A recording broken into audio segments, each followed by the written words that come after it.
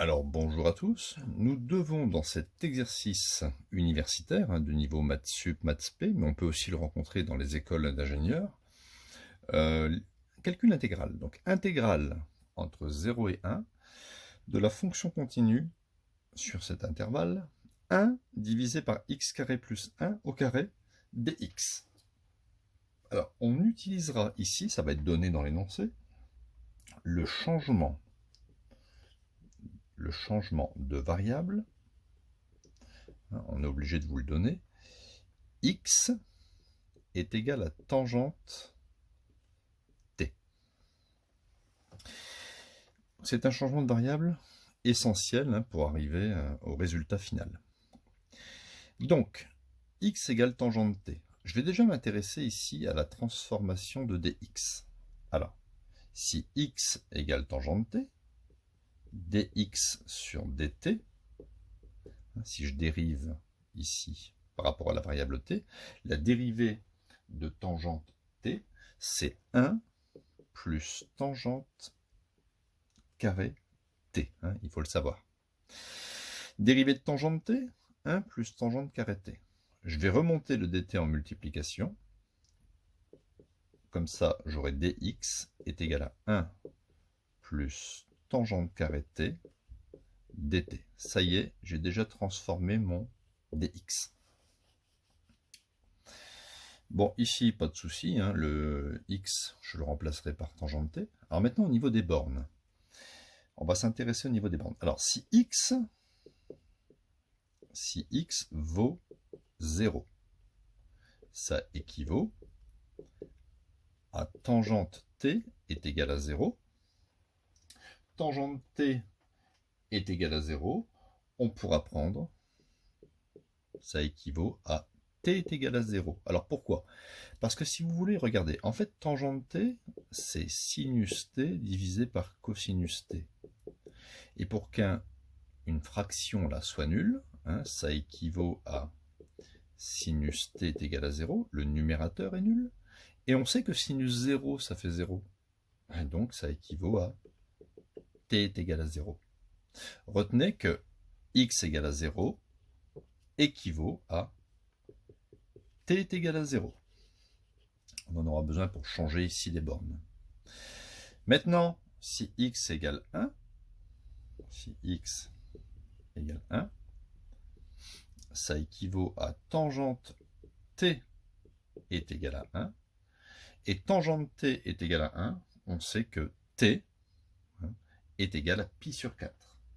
Puisque tangente de pi sur 4, ça fait 1. Donc ça équivaut à t est égal à pi sur 4. Donc je vais réécrire l'intégrale. Donc cette intégrale sera égale. Alors, si x valait 0, t valait 0. Si x valait 1, t vaut pi sur 4.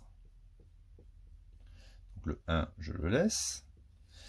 On a vu que x, ici, le changement de variable, x c'est tangente t. Donc ça fait tangente carré x plus 1 au carré, multiplié par l'élément dx, qui est égal à 1 plus tangente carré t dt. Voilà, donc on va pouvoir simplifier. Ici, petit x, on a vu que c'était tangente t, donc tangente carré t. Faites attention, le carré il est sur la tangente, il n'est pas sur le t ici. C'est tangente t fois tangente t, plus 1 au carré. Et l'élément dx, je l'ai remplacé ici, c'est 1 plus tangente carré t dt. Voilà. Donc, on simplifie tout ça. Ici, on a 1 plus tangente carré t à la puissance 1, et ici, c'est la même chose à la puissance 2. Donc, on peut le barrer, et ici, barrer la puissance et mettre 1.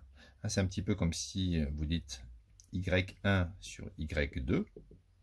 Et bien, en fait, ça fait y1 sur y fois y, on barre, et il reste, au-dessus, il reste x1, il reste 1 sur y1. D'accord?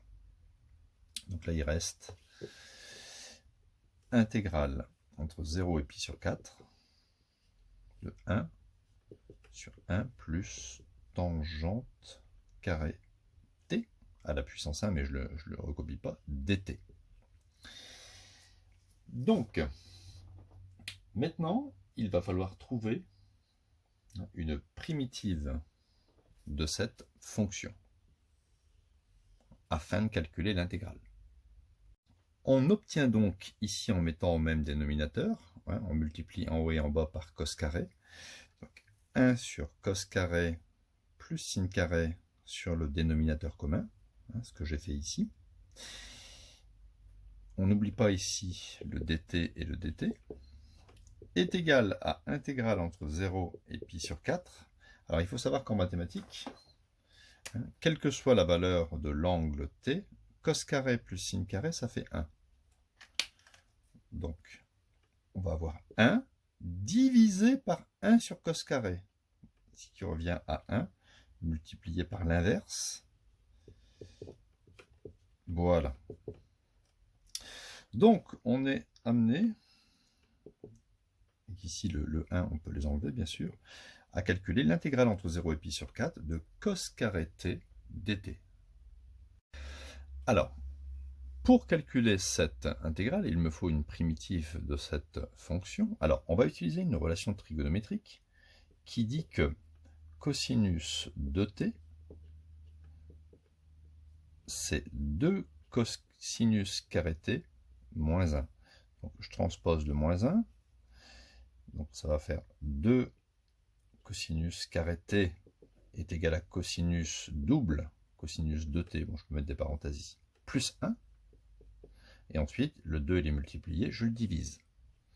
Donc, je vais utiliser la transformation que le cosinus carré d'un angle, c'est égal au cosinus de t, plus 1, le tout sur 2. Donc, je reviens à mon intégrale. Ça sera l'intégrale de 0 à pi sur 4 de cosinus de t, plus 1 sur 2, dt. Voilà. Est égal.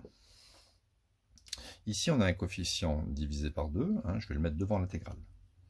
1 demi. Intégrale de 0 à pi sur 4 de cosinus de t plus 1, le tout dt est égal à 1 demi. Alors, ça va être assez simple maintenant de trouver la primitive, enfin une primitive de cosinus de t. Une primitive de cosinus de t, c'est sinus de t divisé par la dérivée de 2t, ça fait 2. Imaginez, si vous avez cosinus de 11x, une primitive, vous mettrez sinus de 11x divisé par la dérivée de ça, 11 fois 1, 11. Primitive de 1, ça fait x. Enfin, on peut mettre ici t. Primitive de 1, c'est t parce que la dérivée de t, c'est 1. À prendre entre 0 et pi sur 4. Est égal à 1 demi. Je remplace ici d'abord t par pi sur 4. Donc ça fait sinus de pi sur 4 sur 2 plus pi sur 4. Moins, je remplace t par 0. Sinus 2 fois 0 sur 2 plus 0. Alors, il est clair que sinus de 0 ici, c'est 0. Tout ce terme-là s'annule. Il me reste 1 demi. Donc sinus, alors 2 pi sur 4, ça fait pi sur 2. Le tout divisé par 2, plus pi sur 4. Est égal à 1 demi. Le sinus de pi sur 2 ou de 90 degrés, c'est 1. Donc ça fait 1 demi plus pi sur 4. J'obtiens donc ici 1 demi fois 1 demi, ça fait 1 quart. Et 1 demi fois pi sur 4, ça fait pi sur 2 fois 4, 8. Je peux mettre au même dénominateur. Fois 2 fois 2. Et j'obtiens pi plus 2 sur 8. Donc voilà, hein. Un calcul quand même qui était quand même assez complexe. On utilisait la transformation trigonométrique cos carré t. On a utilisé aussi un changement de variable, hein, qui nous a permis de simplifier l'intégrale et d'arriver au résultat. Donc cette vidéo est terminée. N'oubliez pas de vous abonner, hein, sur la chaîne et de liker la vidéo. Un petit pouce bleu, hein, c'est toujours vachement important pour le classement de la chaîne et l'évolution. Merci, à bientôt.